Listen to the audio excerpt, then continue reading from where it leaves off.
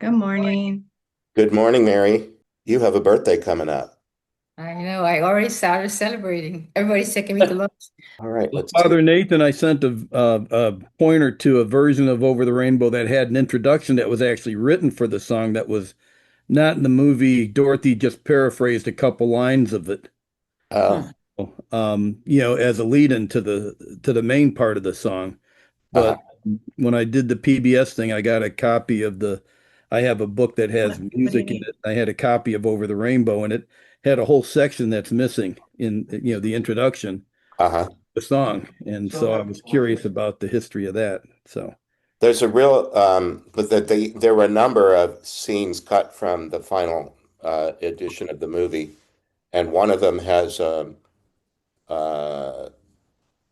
what would you call it? When she's in the witch's castle and she's been looking into that crystal ball that Auntie M shows up in. Auntie M goes away, and Dorothy starts crying and singing over the rainbow to herself as she cries. Ah, mhm. It's really sweet. Um, but the theater owners didn't like the original length of it because they couldn't play it as frequently. Mm. Ended up at a minute 44, but it was closer to 2 hours. In there's hmm. There, there are a lot of little videos I have. You know how when they used to make DVD sets, that Hmm. movie would be on one DVD and Oh, the other would extras. have outtakes or special commentary or stuff. I have one that has a lot of. There's a big dance scene that got cut at the crossroads when you first meet Ray Bulger as the Scarecrow. He had a long dance scene that got cut, and Well, I then found my VHS tape, and apparently there's a whole section after the movie that has that stuff that I guess would become a second DVD in the, more yeah, contemporary. yeah, right. And I watched the Amazon version on a computer instead of on the TV, Uh, and it gave me all sorts of trivia and information as you went through the movie.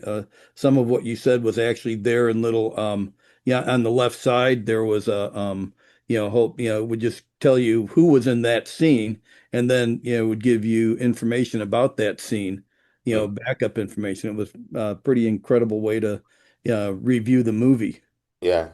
Well, because I've been a student of it for so long, I have lots and lots of books and resources that provide every little odd uh, thing about the way the movie was made and all that. That one of my anticipations is when I get to heaven, I want to have a screening of the whole thing,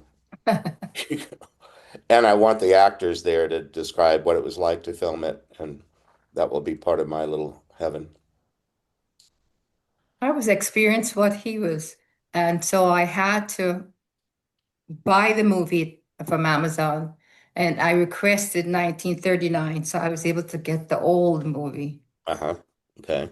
Otherwise, at YouTube, there's a lot of sections and outputs, inputs, everything. Yeah. So I was experiencing what he was having. I just talked to Chantel just moments ago before making this call live. Did you all receive from Chantel a YouTube link to a meditation that I prepared? I didn't check my cell phone.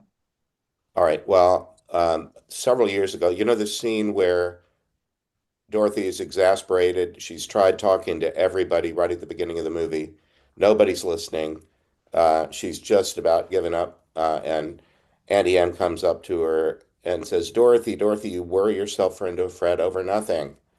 Help us out today and try to find yourself a place where there isn't any trouble. And then she hands her a cruller, just fried, and then runs away. And so Dorothy's standing there eating a donut, giving a little bit of it to Toto and asking this existential question, is there a place where there isn't any trouble? Well, it's certainly not here. And you can't even get there on a boat or a train. It's far, far away. It's behind the moon, beyond the rain. And then, of course, she breaks into Over the Rainbow. Well, I created an 18-minute guided meditation called The Place Where There Isn't Any Trouble, but the YouTube version of it interrupts it with commercials, which completely destroys the mood. You're getting all, into your place where there isn't any trouble, and somebody jumps in to sell you a product. So I just sent Chantal a version of it that is not on YouTube that will arrive in your inboxes as a PDF. Uh, Yeah. all you have to do is click on the attachment in your email and it will play for 18 minutes without interruption. Father, have you visited the Academy Museum in Los Angeles? I haven't. Have you? Yes, several times. Kind of movie guy. Uh, They have what essentially is like a case study of how a movie is made, and they use Wizard of Oz as an example. It's a very interactive walkthrough oh, is that? breakdown of how Wizard of Oz is made. So if you can get out to Los Angeles, I highly recommend it. Being a I'm just fan, in Santa Barbara right now. I'm not very far yeah, away. Uh, yeah, but it was such a crazy, Dan. You might know, Dan, that they were filming without a finished script. It was this Oh, hugely expensive movie, but they were trying to rush it into production to capitalize on the success of Snow White the previous year. yeah. Nobody thought that you could create a children's movie that would make money. That was feature length. Yeah, That was feature length, yeah. yeah. And Snow White had just done so well that they said, okay, they already owned Wizard of Oz, but had never produced it. So they got huh. Hmm. doing it, but then they were in a great big hurry. And there are a number of scenes in the trivia where there are edits in the finished film that don't make sense because they cut out another section of it that it's referring to, those kinds of things. But anyway, it's craziness. So I saw in the news feed, one of the morning shows about a week ago, they had an interview. The people that run that big new dome in Vegas are going to create a version of Wizard of Oz where you're kind of like immersed in the movie. You They've go into already done the it. bubble. It's already open to the public. Although I just saw that I think the minimum price of it is 150 bucks. Uh, It wasn't going to be cheap. no, it wasn't. Well, if I were in Las Vegas, that's 150 I would spend for a once in a lifetime splurge. But yeah, they've already done it, and I've seen clips of it that, and some people are upset because it involves AI and it has actors doing things that they never did. Um, but I'm okay with that because Frank Baum was so generous with this material from the first day he wrote it. Uh, he didn't sue anybody over doing anything with it. He just kind of threw it out there and gave it to the world. So, I mean, it's still now owned by whatever it is, Turner Broadcast or somebody. I mean, you can't just show it and charge admission. I'm allowed to show it because I do it for educational purposes, and they have a you know, a tweak that way. And most of the things I do are by donation anyway, so it's not ticket sales. It's whatever anybody chose to give. Call it educational use. Well, it is. I'm educating people in their spiritual life, I hope. Um, so what there are, let's see, my system is saying there's 16 of us here. When we were together on Saturday, we had a little difficulty getting into the breakout rooms without trouble. So it wasn't a place where there isn't any trouble, but Chantal has worked on it. And maybe today we can go into breakout rooms but I'd like to hear some of in the next hour, what do you hope we do? What do you hope we talk about of the material that we've already covered the first half of the movie? Any anticipation of the second half? Before I just charge into what I might do, I'd like to hear from you. You would just have to unmute yourself and speak. I just found, oh, it's Pat. I Hi, hope I Pat. didn't jump ahead. Hi. I just found that your interpretation was very hopeful and a good way to work through difficult situations and to kind of look at them from a different angle and kind of keep plodding through despite whatever is going on, that may be negative and trying to turn it around a bit. And that was helpful for me. Yeah. Yeah. One thing I like about the movie, a category that I use in my life regularly is, am I being unitive or dualistic in my thinking? I'm a Catholic, and kata holon means to be according to the oneness or the whole. That's what holy means. And so I believe I belong to the whole, but partisanship is so strong, especially in our country right now, that messages of unity get drowned out by messages of uh, partisan ideas and opinions. And partisan is from part. The part is not the whole. But if we're not careful, we can slide into thinking that whatever our part or party or is the way everybody ought to think or the way everything should be done. Um, in the movie, one of the things when we're going to get into the second half, remember we left off at the poppy field. You know, we got through the woods and met all the characters, and we got to the poppy field and stopped. On Saturday, the next scene has what are called optimistic voices that are unseen, like angel-like singers that are going to sing, "You're out of the woods, you're out of the dark, you're out of the night." You like that? Step into the sun, step into the light, stay straight ahead for the most glorious place on the face of the earth and the stars. Uh, it's going to be optimistic, but the Wicked Witch has cast a spell on the poppies. They're going to go into the poppy field, and it's like a minefield. They don't know that that they could be going to their death. They're walking into the poppy field that's now cursed, and the way that Baum structured it, Toto is the first one to fall asleep. Only the three characters that are flesh and blood are affected by it. That's that's the dog, the little girl, and the lion. The two that are not flesh and blood, Scarecrow and Tin Man, are not affected by it.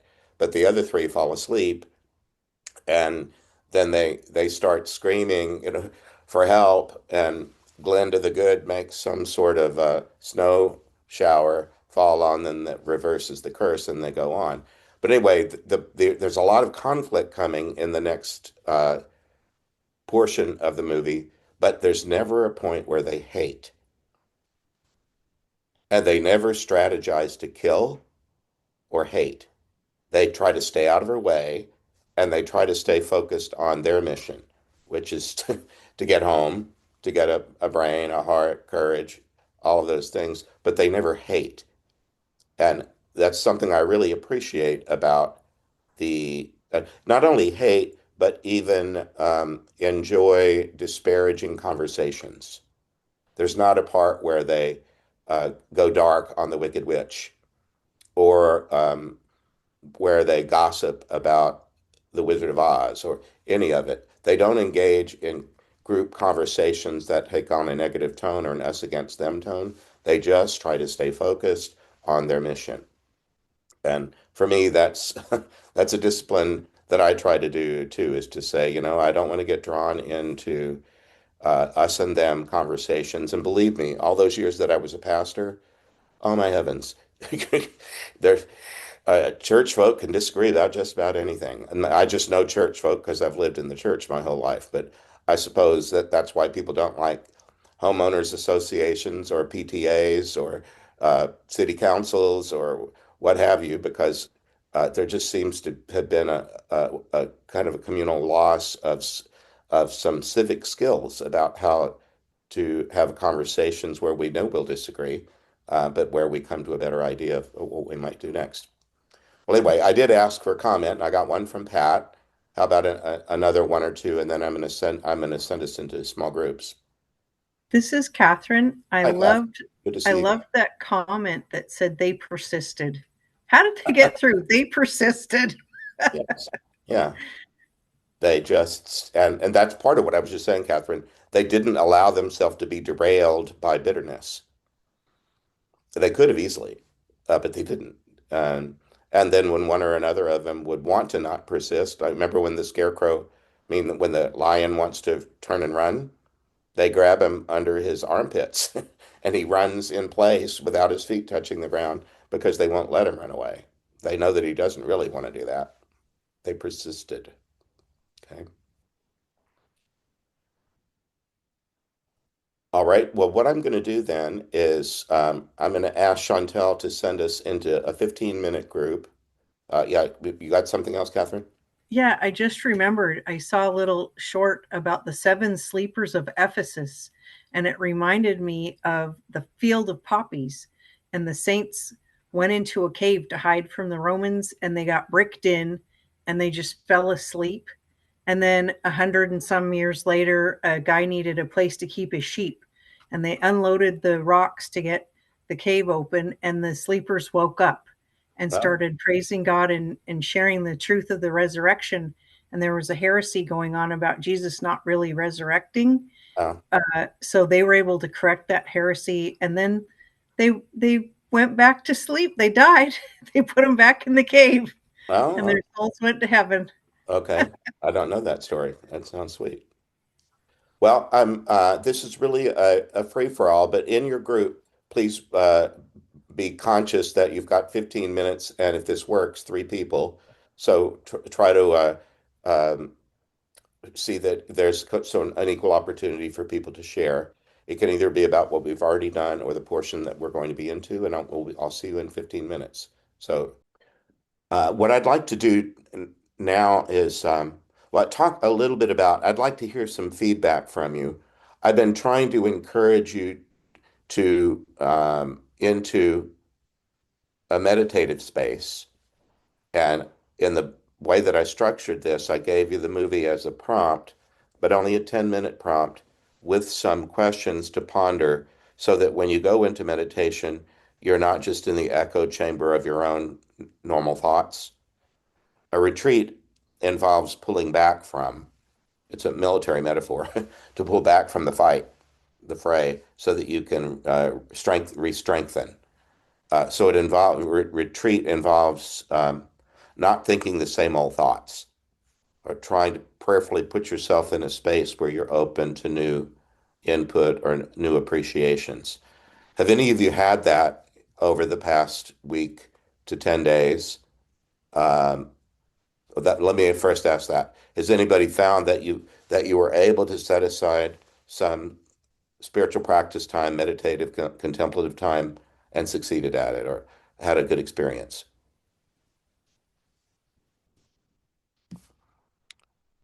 Marina gave me this little hand gesture of, Yeah, I so, said, yeah.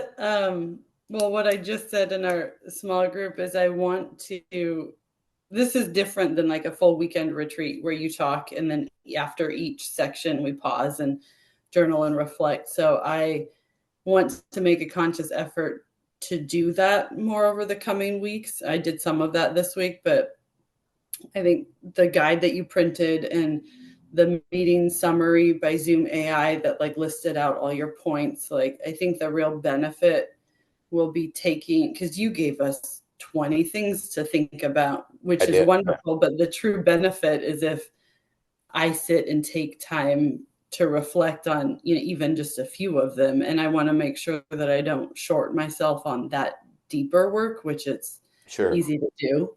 So I have done some reflective thinking. I think I can do more, set aside 20 minutes that are quiet, undisturbed.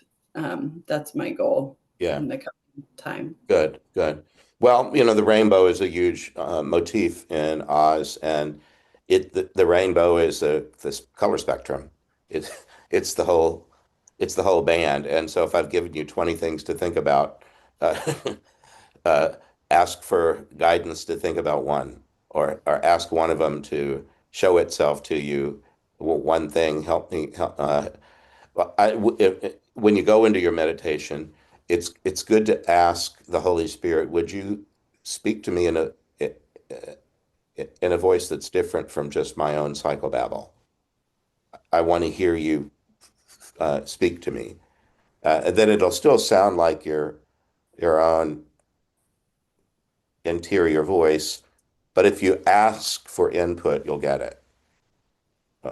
Your guardian angel might help provide it. One of the saints might, Holy Spirit, Mother Mary, whatever. Uh, so I'm glad that you've had some success at it. And even the word success can sort of presume commerce or capitalism or something. But having some satisfactory, positive feeling by the time you're done is, I guess, what I'm trying to say. Has anybody else had a good experience of the more contemplative, meditative part of what we're trying to do? I guess I'm just too tightly wound because every time I try to meditate, I end up meditating through my eyelids. So as long as I keep active, I seem to stay awake.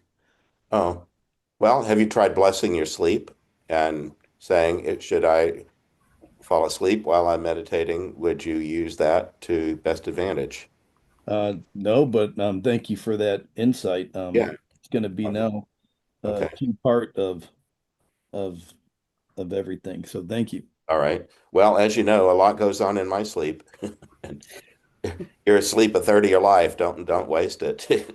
Say to the Lord, go ahead and use this sleepy time too, however you want to. All right, let's look ahead then to the part that we'll be studying together on the weekend. Part of it, they've been told that there's this wisdom, and I think wi wizard and wise come from the same root word. Um, that there's this wisdom figure who is the only way you're going to solve your problem. And he doesn't live here. He doesn't do house calls. He won't come to you. You're going to have to go to him at some great effort on your part. When you get there and finally arrive in the Emerald City, there's joy all over the place. I don't know if you've seen that part already, but they get there and they're welcomed with enthusiasm uh, and excitement. And then, but at the gate, they're told they to go away. You know, uh, the bell is broken. Please knock. Well, they get past a gatekeeper. They get into the city. Remember, Oz is the character who is the Wizard of Oz. Is he plays in the movie? He played back in Kansas alongside the road. He was Professor Marvel. Now he's a gatekeeper. He's a doorman. He's a cab driver, and he's Oz. He's that same character as all those things. This guy is he's built himself. He flew in on a balloon that got blown off course. He landed in the city, and um, they hailed me as Oz, a great wizard deluxe. Times being what they were, I took the job. So he's what in the 1938 Maxwell's Theater of the Year called him a lovable humbug. So even he is not an evil character. He's just a misguided guy who is trying to play a role. Part of the way he stays safely in the role is denying access to people. So he doesn't, there's not much chance of him being found out if you can't talk to him. And so he creates this fortress that is just impenetrable. And uh, and it's the church. It's this do you remember in the gospel tradition Jesus cursing a fig tree? Maybe not. In the gospel tradition, uh, by the time the gospels get written, the temple in Jerusalem has been destroyed in the year 70, and it doesn't exist anymore. But when it did, it was this huge, uh, not just building, but a economic engine. It was this huge center of activity. Everything revolved around the temple in one way or another. And it looked from a distance, and it was built on a height, so you could see it from a distance. And there's psalms that are called ascent psalms that people would sing as they were climbing the hills to get to it, if they were coming in from the countryside, because there was excitement about it. And the excitement that they see as they cross the poppy field is very much like that. They can see it in a distance, that we're almost there. Then, of course, they fall asleep and have to deal with that. But when they get over that and they get toward it, uh, they get they get roadblocks, institutional roadblocks thrown up at them. In my online ministry, I get a lot of people, a lot of comments from people. They know that I'm a Catholic priest. I mean, I'm out front about that all the time. But there are a lot of non-Catholic people and non-Christian people, but many of them have had some sort of run-in with some sort of organized religion that's left them on the outside. Or you hear a lot of narratives that say, I used to be a fill in the blank. Um, and so this section of the movie can have a lot of resonance for any experiences of disappointment with what should have spiritually fed me, but instead left me hungry. And in the gospel narratives, Jesus compares the temple to a fig tree that's leafy, and as you approach it, you anticipate that you're going to eat fruit, except you get there and there's no fruit. It's just leaves, and he curses it, and it shrivels up and dies. Well, I think what Baum was doing with this section of the film was helping people look at that phenomenon. Church groupings of different kinds, spiritual groupings of different kinds, have had a mixed uh, record over the centuries as to whether they were uh, really humbly at the service of people and teaching them good spiritual, giving them good spiritual food. So you might want to play that if there's any part of your experience where that's pertinent. You might want to pay attention to that. Uh, when you do finally get in to see him, you have to go through this huge Gothic green, scary corridor. Uh, it's big arches that it doesn't look like this building has been built to create a sacred encounter. It looks like it's been built to intimidate. And so, then one can look at oneself and say, has there ever been a part of my life where I allowed some role that I ended up in to make me inauthentic? Have I ever had a role in my workplace, in my community, among my peers, where, or maybe in my employment, where I was doing something and was sort of stuck doing it, and then had to create a persona to get the job done? Have I ever been inauthentic because it seemed like I needed to do that in order to get along somehow? That's what happened to Oz. And then, of course, when they do, he's frightened. He's not the scarecrow. I mean, well, meant to say the lion. He's not the one who's the most frightened. It's Oz. He's afraid he's going to lose power. And do you remember they're out there? The thing that really gets them in the door is they're out there in the Emerald City courtyard, and this witch flies over and skywrites with her broom, and the message is surrender, Dorothy. In the book, I mention her lack of punctuation makes it unclear as to who's she's addressing. Is it surrender, comma, Dorothy? You know, Dorothy, this is message is for you, surrender, or is it, hey everybody, give up Dorothy? I want her. Uh, in any event, it's clear that the witch is angry at Dorothy and uh, is opposing her. When they're at the gate and they're being told or at the door of the of the wizard's palace church, uh, they're told again they can't come in, and then one of them says, "But she's Dorothy," and he says, "The witch is Dorothy." Uh, yeah, and she's got the shoes to prove it. And they pan down to the ruby slippers, and he says, "Oh, well, that's very different. Come on in." He's interested because Dorothy has something powerful, and he wants more power. So what he really wants isn't Dorothy. He's not really wanting to help her. He's really wanting to gain more power because that's what threatened tyrants do. They always need more power. So has there ever been a part of you that behaved that way, would be my question. Or have you had to deal with somebody who was behaving that way? And if you had to deal with somebody who was behaving that way, did you hate them? Uh, because in the movie, they don't. And in the kingdom of God, we don't. Jesus told us to love our enemies and pray for our persecutors. One of the hardest things to do. So pay attention to that part as you move into the week ahead, I'd say. Uh, Religious, spiritual stuff, domination stuff. Have you been on any side of some kind of relationship that involved having the upper hand over somebody else? and desiring it and moving toward domination.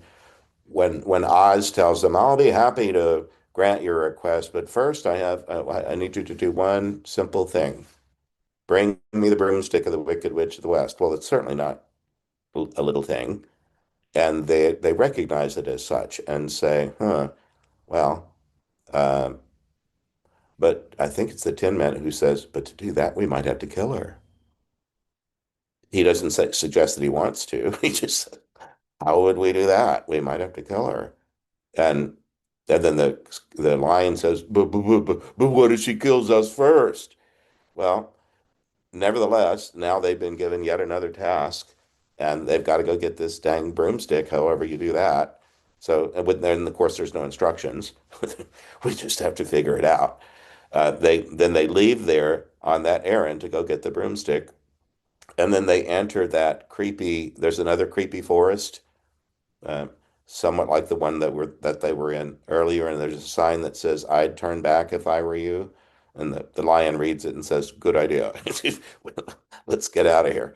But they do go a little further into it, but it's bewitched, and the Wicked Witch is watching it, and she sends the flying monkeys, and the flying monkeys are a bunch of flunkies. They're maybe that's where that word come from. It sounds like flying monkey, flunky.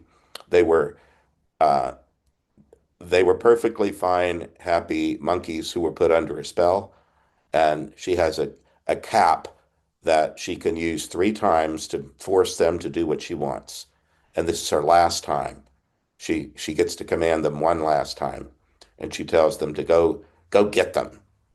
And so you remember the flying monkeys descend on them. They beat up the scarecrow and tear him limb from limb.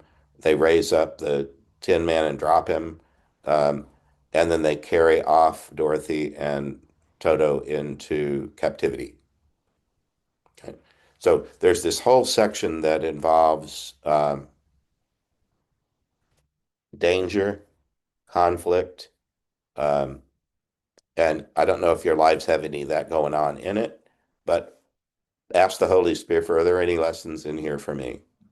Um, Sometimes it's having to endure something patiently and not fix it this minute.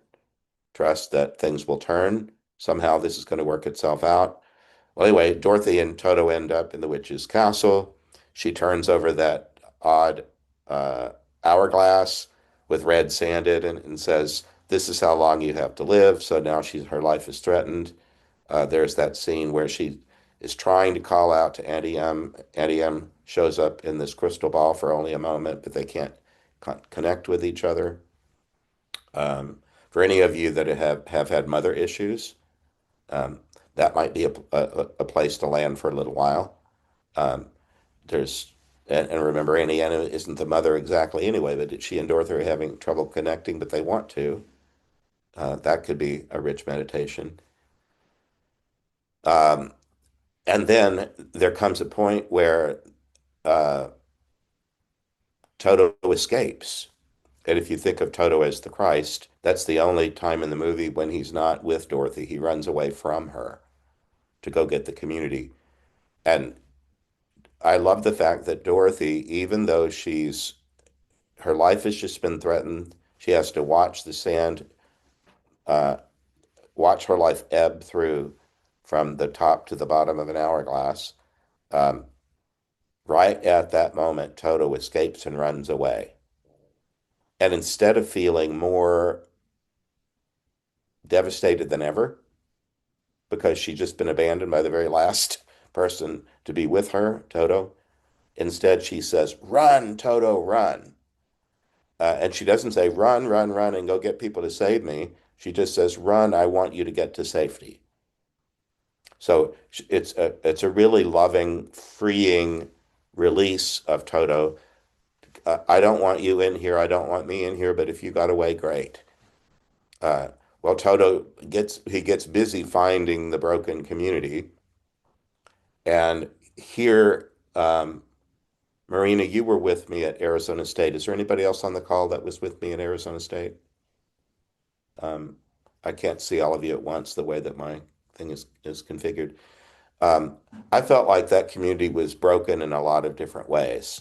It was that when I got there, the place was broken. Everything in it was broken. All the machinery was broken. The roof leaked. We kept doing everything that we could, but I never really felt like we were some juggernaut. Like we were the best and the brightest and the city on a hill or anything like that. I just felt like we were just this raggedy jalopy of, of a community that was full of beautiful, loving people, but we always had homeless people in the lounge. Um, there was a lot of mental illness in our neighborhood. The people that rode the bus that came to the Newman Center, and then we had our own stuff and financial troubles all the time. It just seemed like when I see that scene where the scarecrow is been all pulled apart and the Tin Man's been dropped to the ground, the lion's scared. I just feel like I lived that for a long time. and that when Toto comes and finds the struggling community, he barks at them, and one of them says, "What is it, Toto? What is it?" "Well, don't you see? He's trying to lead us to Dorothy." So somebody figures it out, and then they have to find their. You watched them grow during that section. They have to find their gifts and grow into them, and I think it's the one who can't think who devises a plan and says, "Here's what we're going to do," uh, and he says to they see the outline of the Wicked Witch's castle, and it's dark and black and nasty looking and scary. And Dorothy's in that place, and the Tin Man wants to start crying. So, no, don't start crying. We don't need the oil can with this, and you'll freeze up. Don't cry. And the Scarecrow will say, "I've got a plan, and you're going to lead us." "Me? Yeah, you." You know, and then he rallies and says something like, um, I'm gonna march right in there. If they come at me, I'll tear them limb from limb." Whatever. He goes on trying to bolster his own sense of courage, and then he says, "There's only one thing I want you guys to do: stop me." It's like that line where Peter tells Jesus not to go to Jerusalem. So it's kind of in reverse.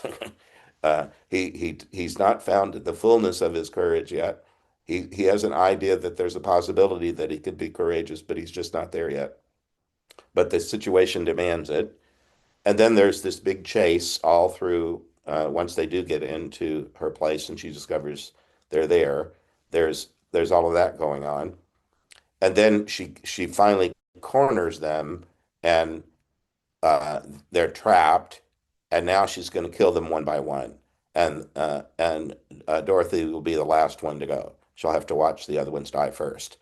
Well, then there's a torch on the wall that she puts her broom up into, and now the broom is on fire, and she lights the scarecrow on fire, and he starts screaming.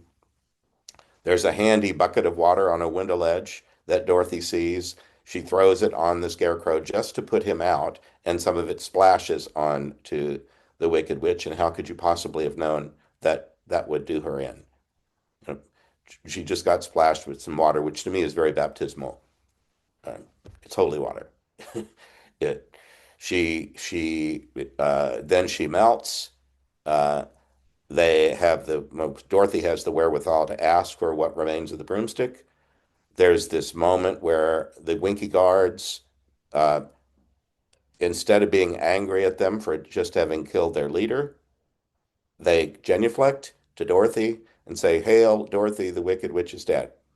Uh, and the memory of watching the Berlin Wall fall in 1989 reminds me of that scene. The way that impenetrable iron curtain that I would had been told about since childhood that was coming for us, it just dissolved in it pretty much without bloodshed in a matter of weeks. And people turned.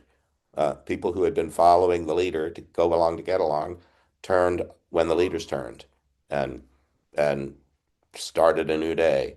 Well, in that scene they ask for the broomstick. They go back and they show up in Oz's palace again, like before the altar, and they say, "Here, we've done what you want. You asked us.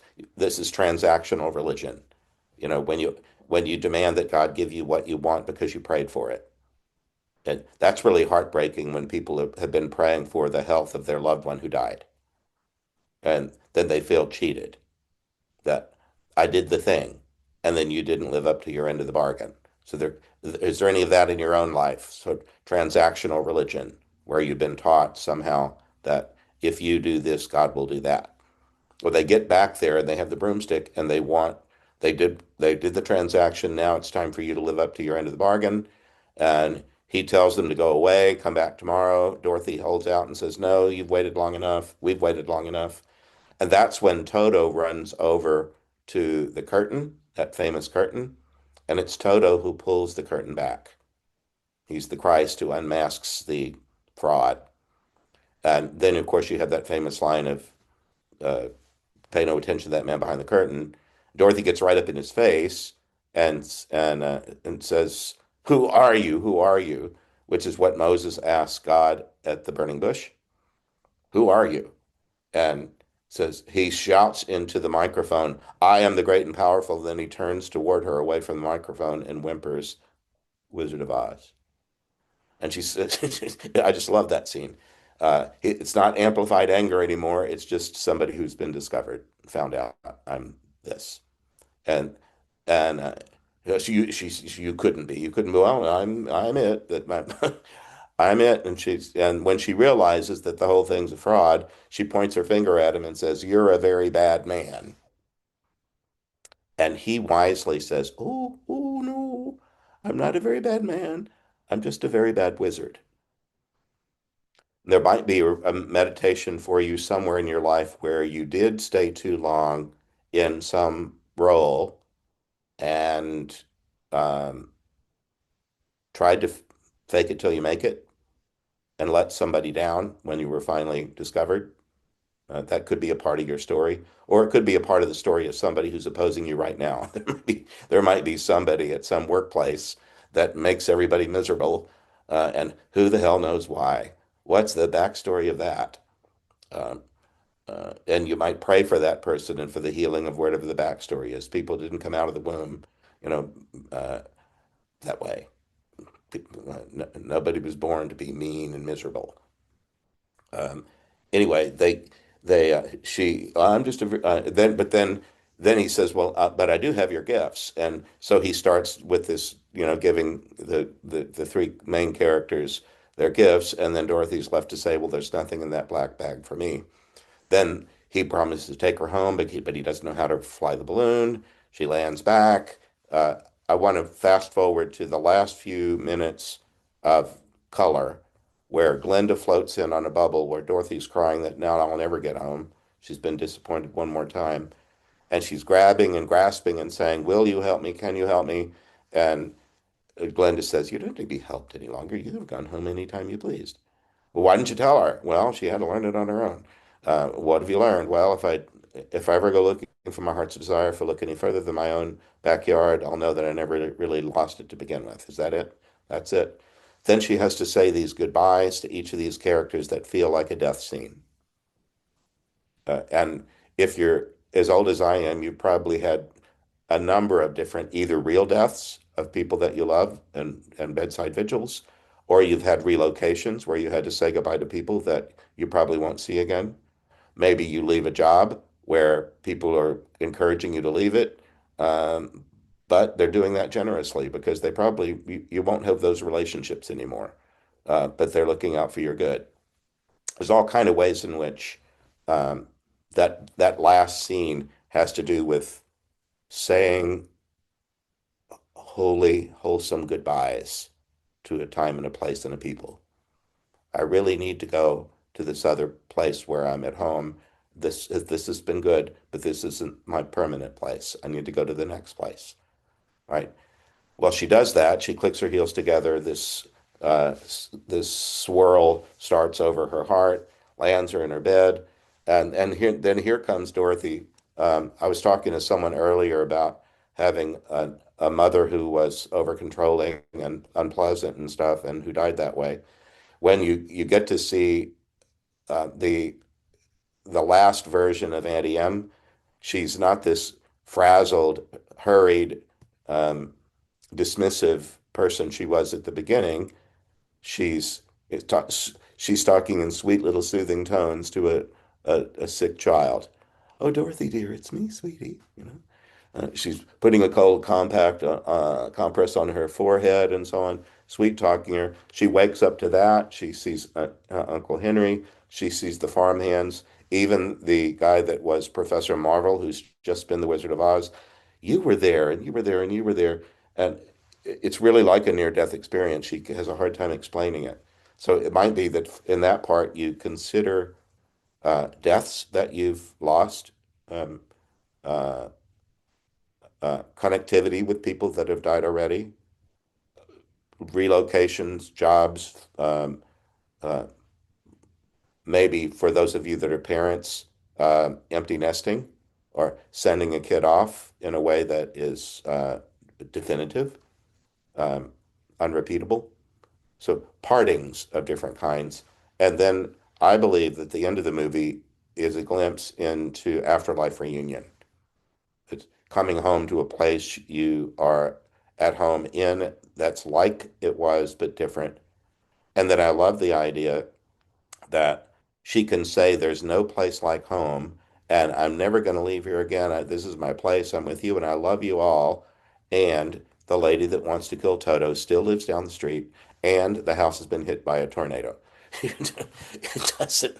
Who the F cares? It's just that it's okay. I'm home, and it's all going to be good.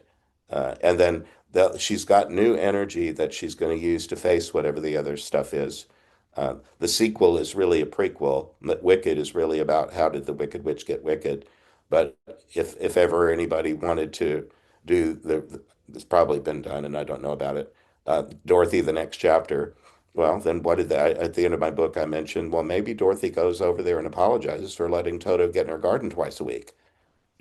Dorothy just Dorothy just did that and treated it like it was no big deal. Well, if you plant a garden, you might not want somebody else's animal rummaging through it twice a week. And she can't catch her old cat anyway. Well, that's not the point. My pet shouldn't have to be terrorized by your pet. Maybe Dorothy could go do a little fence mending, and then maybe they invite Elmira Gulch over for dinner. Maybe Eddie M apologizes to her for insulting her. Um, Maybe they have dinner and play checkers in the parlor. Something. There could be some resolution to this story that would be next. But that brings us to 3 minutes past 11. It's time for me to stop. Anybody got a parting thought or two or a question about the process between now and Saturday? Catherine's got her hand up. I just noticed rewatching that the Elmira Gulch says that Toto bit her. And I know our neighbors let their pit bull run around, and quite a few people would prefer that the pit bull not be running loose. Yeah. So I had more compassion for Elmira than I did before when I All right. heard she was bitten. That's a start. And it takes prayer discipline to feel compassion for somebody that's that ornery and who would like to kill your dog.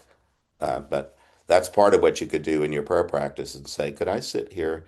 And if you should go to the place where there isn't any trouble, and we've already provided, I saw in my email that's running along the side of my screen, that when you finish, you're going to have a PDF copy of that 18-minute video. It's not, it's audio. Um, at the end of it, once you're in the place where there isn't any trouble, I do a prompt saying, is there someone that you'd like to invite here, or would you just like to see if someone emerges? And it could be that you invite someone with whom you've had trouble and invite them into the place where there isn't any trouble and see what happens. Okay. All right. I'm going to go now. So I'll see you in just a few days on Saturday at 10 o'clock Pacific time. Be in touch with me between now and then if you've got a question or comment, something I can do for you.